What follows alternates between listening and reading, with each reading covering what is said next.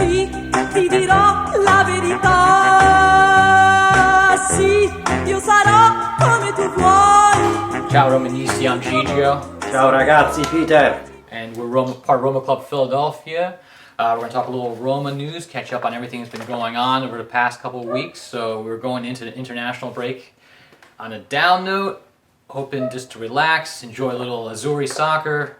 Really don't want to talk about that now because that stressed us out even more. So we're ready for Back to our normal stress level. back to our normal stress levels. And we want to apologize for not broadcasting last week. We were in silenzio stampa, which is what clubs do in Italy sometimes to protest refereeing decisions. So that's why you didn't see us last week. We got a lot to talk about today, Oh right? yeah. Well, you know what? As we just want to start out on a happy note, Absolutely. on a good note. So let's talk about the new third kit, which is the fourth release, but it's a beautiful kit, right, Pete? 1, 2, 4, Love 3. it. Yeah, it's beautiful. A lot of us thought it was a nod to Fortitudo Pro Roma, which was one of the 3 clubs that merged to create AS Roma. Unfortunately, in none of the press releases from New Balance or the club do they mention that. So I'm guessing it may have just been a very happy coincidence. Yeah. But the Lupetto di Graton is back, which any shirt that has a Lupetto on, I buy. Boom, right away. Absolutely. Pete's like, you got it already? I'm like, I got it. That was fast. I'm gonna ask Santa Claus for mine, but no, the kit is beautiful. I think New Balance knocked it out of the park with all 4 of these years, but this one particularly looks special, and it'll be a collector's item in a few years. I think I might have paid half my mortgage this year on Roma gear, but you know. Adding the 4th jersey.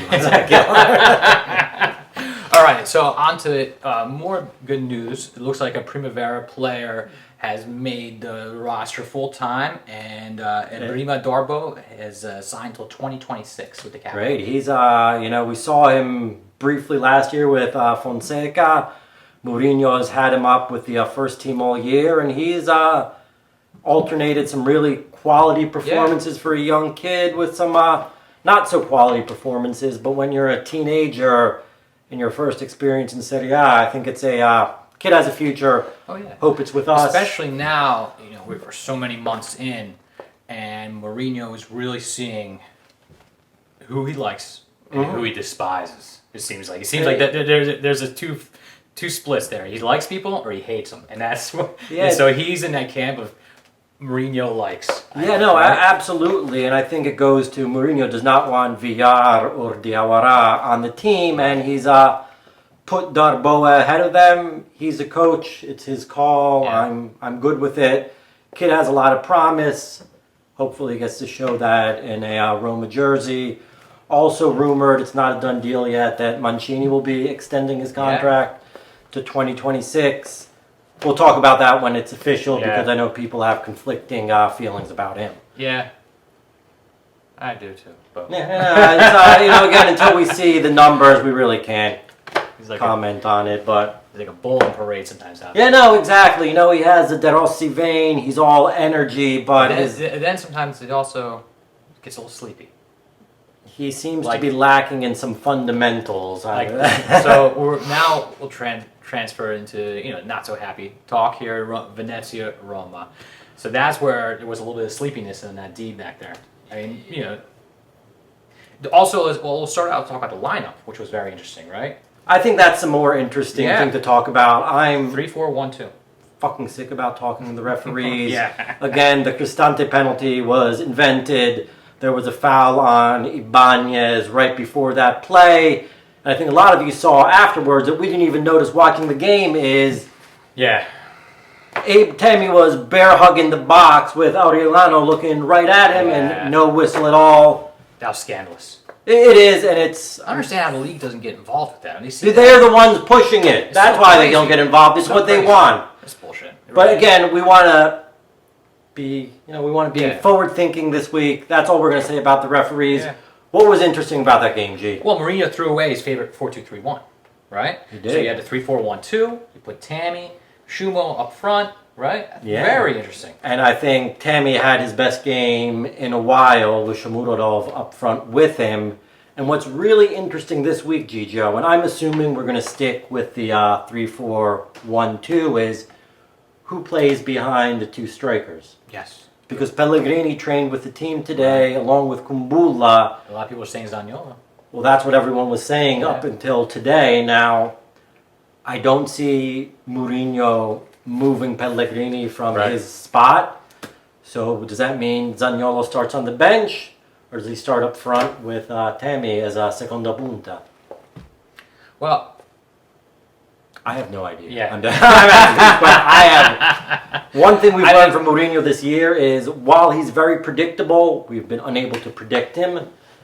The issue is this. Spinazzola obviously is out. Yeah. Calafiori is out. Vigna's out for another couple weeks. I wouldn't rely on Spinazzola when he comes back anyway. It's going to take some time. We're looking at... I originally said March. Maybe it's February now. I'm looking more towards Smalling making a difference with his return. Because he's been, even though he's only played 2 games for Serie A. What were those numbers you sent me earlier? 130 minutes or something? That's ridiculous. Outrageous. But he's been out for a month and a half now. Yeah. I don't see him starting tomorrow. What I'm guessing is Ibanez, Cristante in the middle, which I hate, but... One of the great stats that came out of that game, though, was that Roma had 28 shots. That's astounding. That's an astounding number of shots. I mean, we had so many opportunities to put that game away, and we didn't. Yeah. It is what it is. So coming out of that game, there was a lot of more negative media around Mourinho. It's been a really rough month. I mean, one game out of 5, is that right? So everyone's saying, you know, all the pundits, all the people that really aren't Romanisti are saying... And those who pretend that they are. Mainly the press in Italy, they are. People that don't understand it. It is a project. Projects take time. It is a project, and I think it makes them mad that Mourinho's accepted this. Yeah. Because they want to be right, and they want him to be wrong, but... So it was nice to see Roma Tifosi, Roma clubs like Roma Club Philadelphia, Roma Club New York, Roma Club from all over around the world, ex-players, associates of Mourinho, even Balotelli came out. Balotelli, Samuel Eto'o. Hashtag Con Mourinho per la Roma. So I feel, you know, he has to feel good about it. I feel like, you know, I think Freakins have to feel that if the Romanisti and all the people around are still with Mourinho, that they can't let him go. You know, there's people that are calling, saying he'll be fired. We call them the 5%. The 5% in February. And it's like, give me a break. People wanted him to resign after the Bodo loss. That's ridiculous. We finally have real ownership.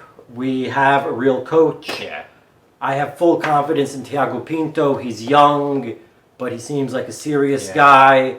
And I believe there is this unità di intenti. Everyone has the same ideas, and they're going together. And, you know, Rome in general, not just the club, it's known for its scandals. It's known for its sensationalism. Yeah. And the fact that everyone is calm and moving forward, as well as 95% of the fans, is it's a good way to say that to everyone else. But you know what? It's like if you complain about Mourinho now, don't come to us later when we're winning.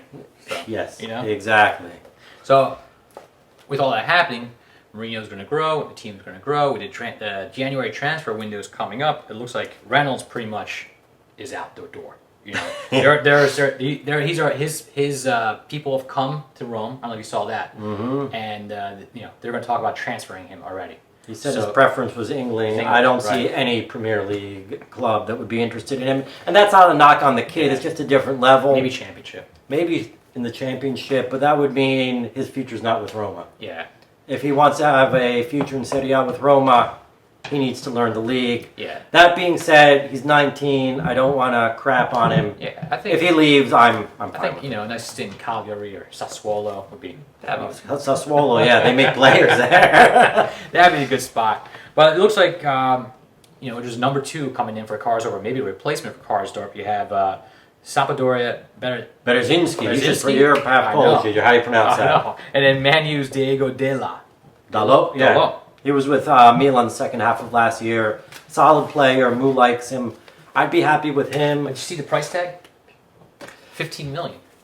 I read this morning, and who knows if it's true, if we have the obligation to buy, they're willing to bring it to 12, which would be more reasonable. But again, who knows? Well, their upside is there because he's young.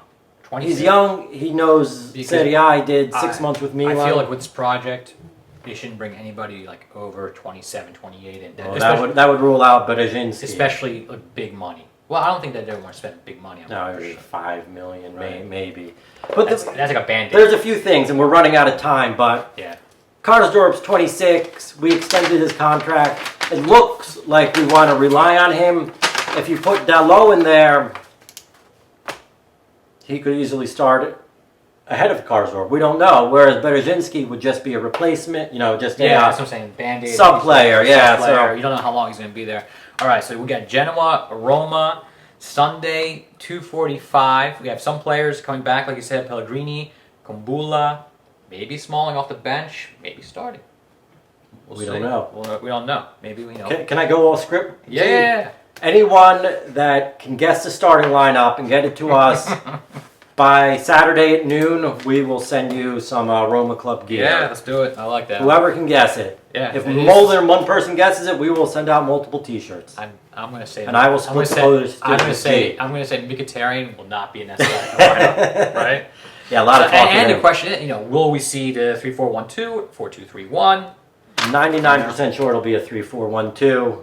So that'll mean he'll probably do the 4-2-3-1. I would like to see the Mancini, Smalling, Ibanez, right? That would be ideal, but I think Smalling's been out for a while. You got to ease him in there. Yeah. But, Quickest 11 minutes of my life, guys. I could talk to you all night long. We have just scraped the surface. yeah. If you have questions for us, comments for us, throw send some them in. questions, please. We'd love to hear from you guys. If you like the show, if you hate the show, something else you'd like to see. But more than that, 2:45, 2:45, Grand Cafe L'Aquila. I'm Gigio. Peter, Forza Roma. Roma. Dai ragazzi.